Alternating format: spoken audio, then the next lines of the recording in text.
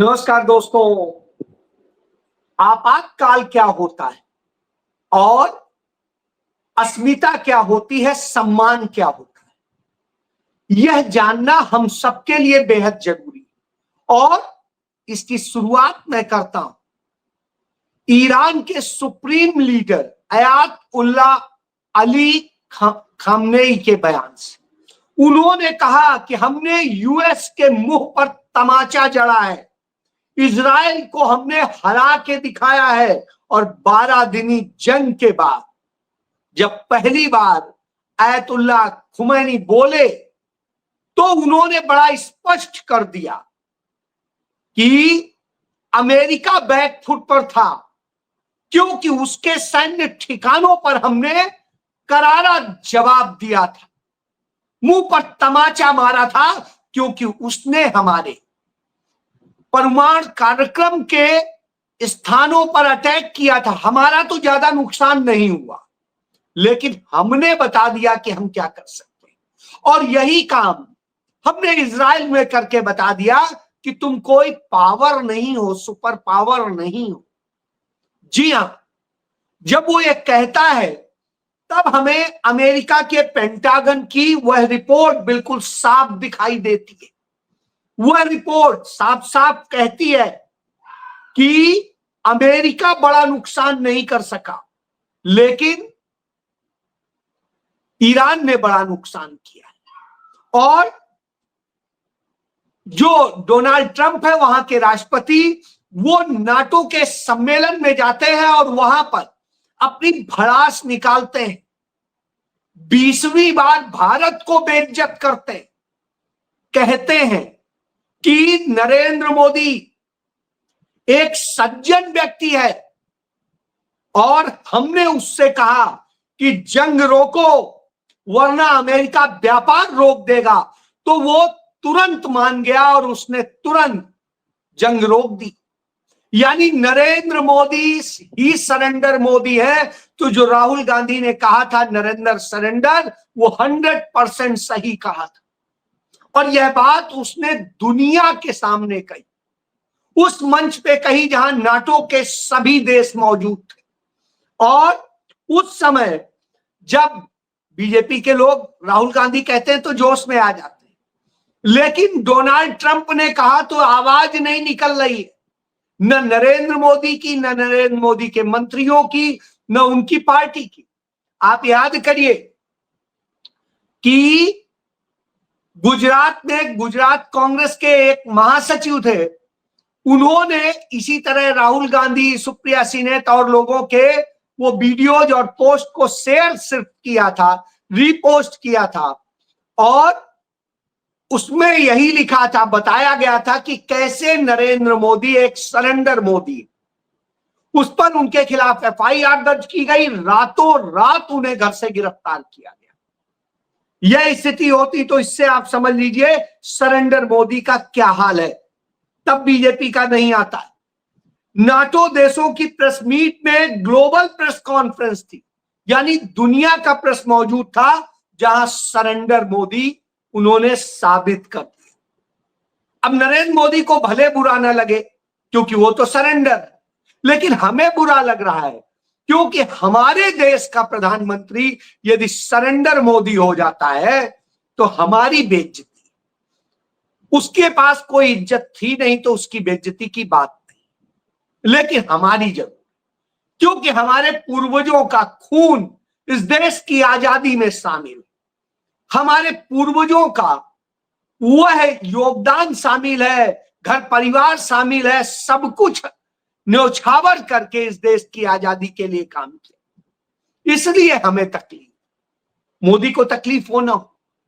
मोदी तो इतने डरपोक थे, जब इंदिरा जी ने आपातकाल लगाया तो कपड़े बदल बदल के ड्रेस के, क्या कहा जाता है, फैंसी ड्रेस कंपटीशन में भाग रहे थे। कभी सरदार बन रहे थे, कभी फादर बन रहे थे, कभी कुछ बन रहे थे, और ऐसे डरे भाग रहे। इनसे तो दमदार तमाम वो लोग थे जो बेचारे आज कुछ भी नहीं पा सके। तो यह स्थिति है। चलिए इसके आगे की बात करते हैं, क्योंकि नरेंद्र मोदी के रगों में खून नहीं सिंदूर बह रहा है, नरेंद्र मोदी ने ही कहा था। और जब सिंदूर बह रहा है तो ये नरेंद्र मोदी सरेंडर मोदी हैं, इससे आप समझ लीजिए नरेंद्र सरेंडर हो गया। यह बात खामनेई से ज्यादा और कोई नहीं समझ सकता। आज खामनेई ने साबित कर दिया वो दुनिया का सबसे ताकतवर, सबसे साहसी और दिलवाला इंसान। वो 56 इंची भले ना हो, लेकिन उसका कलेजा 56 इंची जैसे लाखों से बढ़ के, करोड़ों से बढ़ के। जी हां, यह स्थिति। तो जब न्यूक्लियर एक्सपर्ट्स ने, अमेरिका के न्यूक्लियर एक्सपर्ट्स ने बता दिया कि जो परमाणु ठिकानों में ईरान के बम से हमले किए गए उसमें उसे कोई नुकसान नहीं हुआ, लेकिन ग्लोबल लीडर ट्रंप झूठ बोलते हैं तो बोलते रहिए। उनके झूठ को वही का मीडिया पकड़ता है और डट कर कहता है। वहां का खुफिया विभाग कहता है। भारत का क्या मीडिया यह हिम्मत दिखा पाएगा, यह कह पाएगा, बता पाएगा कि नहीं नरेंद्र मोदी तुम झूठे हो, तुम मक्कारी कर रहे हो, तुम कायर हो? लेकिन वहां का मीडिया कह रहा है।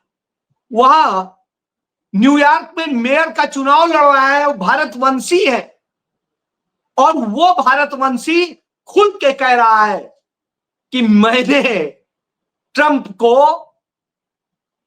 भेज दिया है टॉयलेट। अब आप समझ लीजिए यह हालत कर दी है उस।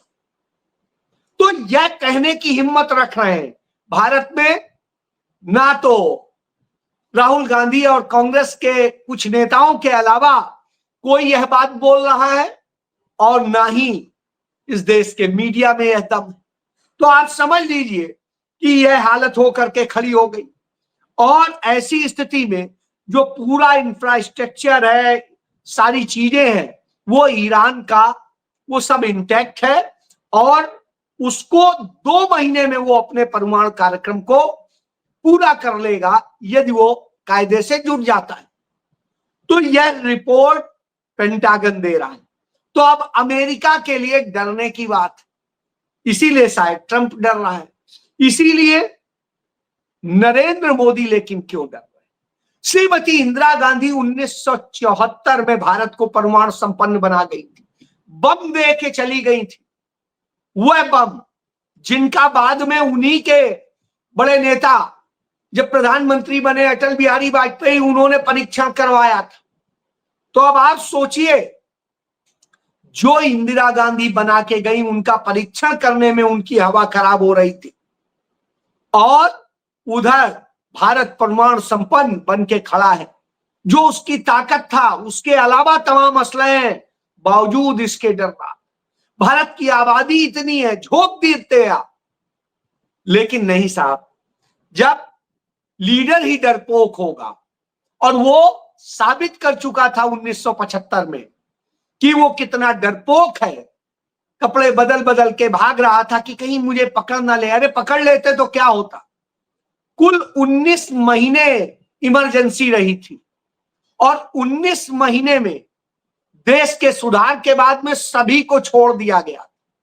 किसी के साथ कोई अत्याचार नहीं हुआ था, सिर्फ गिरफ्तारियां हुई थी निरोधात्मक कानून में, मीसा में।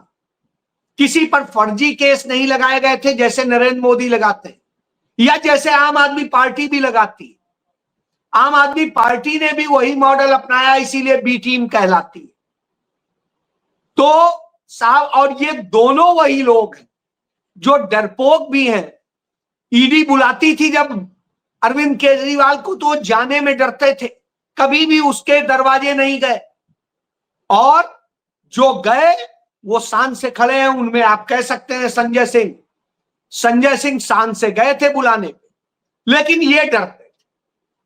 और जब इनको घर से ही उठा ले गई, तब ये वहां पे बड़े कितने लंबे वक्त तक इन्होंने पद से भी इस्तीफा नहीं दिया, जब तक कि हाईकोर्ट ने फटकार नहीं लगाई और कहा जमानत तभी देंगे जब इस स्थिति में आओ। तो यह समझ लीजिए यह स्थिति। अब आता है कि असल में आपातकाल क्या होता है। तो आपातकाल को देखिए, आपातकाल में जो होता है उसे हमें सबको समझना पड़ेगा, क्योंकि आज वह चीज नहीं हो सकती। श्रीमती इंदिरा गांधी ने जब आपातकाल लगाया था, उस समय कांग्रेस के अध्यक्ष थे देवकांत बरुआ। उन्होंने कहा था India is Indira is India, India is Indira.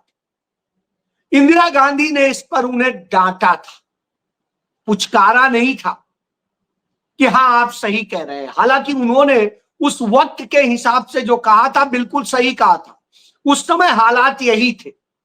बावजूद इसके इंदिरा जी ने उन्हें डांटा और बाद में देवकांत बरुआ को हटाया भी गया। और इधर देखिए आप नरेंद्र मोदी का क्या है, इससे आप इन बातों को समझ सकते हैं। वेंकैया नायडू ने कहा कि नरेंद्र मोदी ईश्वरीय अवतार, उन्हें उपराष्ट्रपति बना दिया गया। फिर इसके बाद राम मंदिर ट्रस्ट के जो भ्रष्टाचार में लिप्त थे चंपत राय, उन्होंने कहा कि भगवान विष्णु के अवतार है नरेंद्र मोदी, और फिर उन्हें वहां स्थायी रूप से मालिक बना के बैठा दिया गया। संबित पात्रा ने कहा कि भगवान जगन्नाथ है मोदी, तो उन्हें वहीं से टिकट देके सांसद बना दिया गया। शिवराज सिंह चौहान ने भी भगवान का अवतार बताया, तो वो भी एग्रीकल्चर मिनिस्टर है, पूरी छूट मिली हुई है कि एग्रीकल्चर खाओ। और इसी तरह रामदेव से लेके कंगना रनौत तक तमाम सारे छोटे बड़े नेताओं ने नरेंद्र मोदी को दैवी अवतार बता दिया। और यहां तक कि जेपी नड्डा ने तो उन्हें कहा मोदी ही राम है और राम ही मोदी है और न जाने क्या क्या। तो अब आप समझिए, वो राष्ट्रीय अध्यक्ष बने हुए हैं, तमाम पार्टी के नियमों संविधान के खिलाफ बने हुए हैं, कोई नहीं। मोदी ने कभी इनको नकारा नहीं, कभी अपने आप को वो नहीं किया, और खुद ही अपने आप को नॉन बायोलॉजिकल कह के अविनाशी अवतारी भी बता ही दिया। अब देखिए, जब यह कर रहे हो तो फिर तमाशा होगा ही। फिर तो अवतारी आदमी के आगे संविधान कोई मायने नहीं रखता, मानवता कोई मायने नहीं रखती, सामाजिक सांस्कृतिक वैज्ञानिक पद्धतियां कोई मायने नहीं रखती, क्योंकि वो तो अवतारी है। उसके लिए लोकतंत्र कोई मायने नहीं रखता है। तो ऐसी स्थिति में जो ये भगवान का अवतारी है, यही असल में अघोषित आपातकाल। इंदिरा गांधी संविधान को प्यार करती थी, उसका आदर करती थी, इसीलिए संविधान के तहत लगाया। इन्होंने ऐसे लगाया, और जब यह लगाया है तो क्या स्थिति है। सामाजिक कार्यकर्ताओं से आज पूछिए कि क्या होता है, किस तरह से भारत में जेल में डाला जा रहा है। लगातार नरेंद्र मोदी के शासनकाल में यह हो रहा है, यह घोषित आपातकाल है। उन पत्रकारों से पूछ लीजिए जिन्हें लिखने पढ़ने बोलने पर लगातार गिरफ्तार किया जा रहा है, प्रताड़ित किया जा रहा है, नौकरियों से निकलवाया जा रहा है और बहुत कुछ किया जा रहा है, तो आप उनसे पूछ लीजिए। उमर खालिद और उनके साथियों से पूछ लीजिए कि आपातकाल क्या होता है।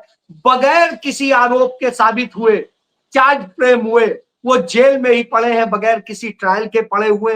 उधर उन फादर स्टेन स्वामी से पूछ लीजिए जो पानी की पीने के लिए एक स्ट्रॉ के लिए मांगते मांगते मर गए और निर्दोष साबित हुए, लेकिन जेल में सड़ के मर गए। उनसे पूछिए, उनकी आत्मा से पूछिए, उनके रिश्तेदारों से पूछिए, रिश्तेदार या आप उनके साथियों से पूछिए, उन प्रोफेसरों से पूछिए जिन्होंने सामाजिक आंदोलन किया था और उन्हें जेल में ठूस दिया गया, निरापराध कर दिया गया। उन पत्रकारों से पूछिए जो नमक रोटी के भ्रष्टाचार को उजागर कर रहे थे कि कैसे मिड डे मील में क्या हो रहा है, जेल में डाल दिए जाते हैं।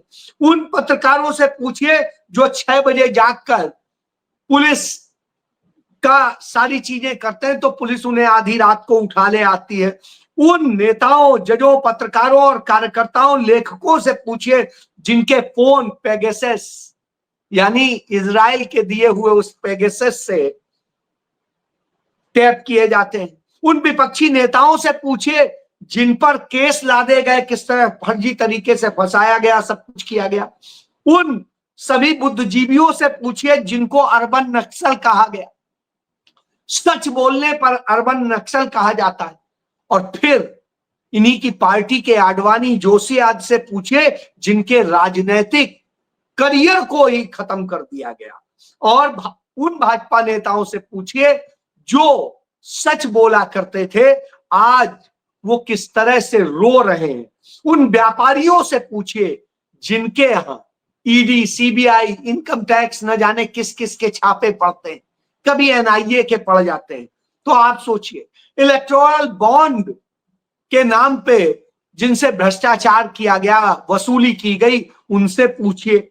और आप 18-19 महीने के उस इंदिरा गांधी के कानूनी आपातकाल को आप इस अघोषित आपातकाल से तुलना करें।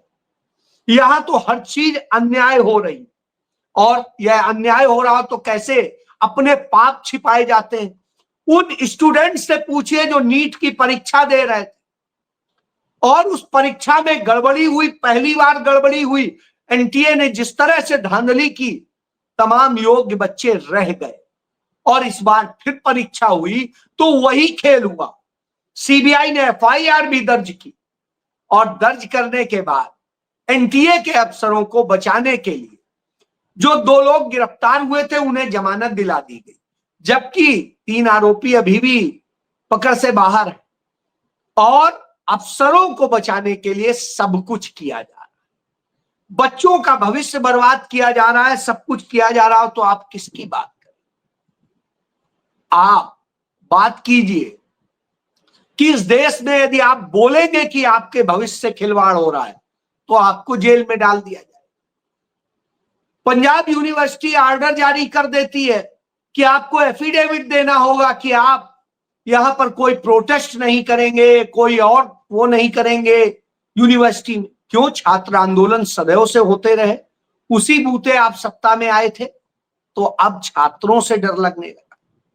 इसी तरीके से तमाम मीडिया चैनल्स के पत्रकारों को सोशल मीडिया पॉलिसी से बांध दिया गया कि आप कोई ट्वीट नहीं करेंगे। आप तो असली आपातकाल आज है, जिसे अघोषित आपातकाल कहते हैं, जिसमें आपको मारा जा रहा है, खत्म किया जा रहा है, और फिर कहा जा रहा है नहीं रोना मत, जबरा मारे और रोवन न दे। वह स्थिति कर दी गई हो, देश को अपमानित किया जा रहा है, देश को बेइज्जत किया जा रहा है। आप बोल देंगे तो साहब आप अपराधी हो जाए। आप सच बता देंगे कि किस तरह भारत पाकिस्तान के कॉन्फ्लिक्ट के दौरान राफेल मार गिराए गए, तो आपको अपराधी बता दिया जाएगा। सच बोलना गुनाह हो गया। और पंजाब में आम आदमी पार्टी वही काम करेगी। एक सुपर सीएम है, एक सुपर डिप्टी सीएम है, एक सीएम है, और उसके बाद में तमाम अदर्स तथा कथित डिप्टी सीएम, और उसके बाद में यहां चुन चुन के विपक्षी नेताओं को वैसे ही फर्जी केसों में फंसाया जाएगा, जेल में डाला जाएगा। अभी ताजा उदाहरण मजीठिया का है, उसके पहले भारत भूषण आसू समेत तमाम नेताओं का है। तो यह खेल आप समझ सकते हैं। जो काम इनकम टैक्स का, ईडी का था, वो भी ये कर रहे हैं। तो यह खेल चल रहा है, इसे आपातकाल। तो समझ लीजिए क्या हो रहा है। जय